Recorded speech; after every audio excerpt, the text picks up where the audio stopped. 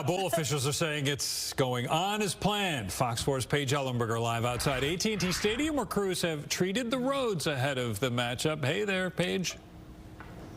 Hey guys, good morning. Yeah, so road crews have been putting down brine ever since yesterday, just making sure these roads are as safe as possible. But they say for now that's really all they can do until rain or snow falls. However, they are assuring fans that it will be safe to travel to and around AT&T Stadium come Friday when the Goodyear Cotton Bowl Classic kicks off. Of course, that matchup between the University of Texas Longhorns and the Ohio State Buckeyes. It was really up in the air if the game was going to go on as planned, but AT&T Stadium, as well as Cotton Bowl officials, released a statement Tuesday letting fans know everything is still on schedule thanks to the crew's hard work and a forecast that they're closely tracking.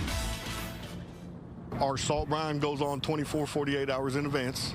That's kind of a pre-treatment, and we will wait for any precipitation to fall, and then we will use our standing trucks.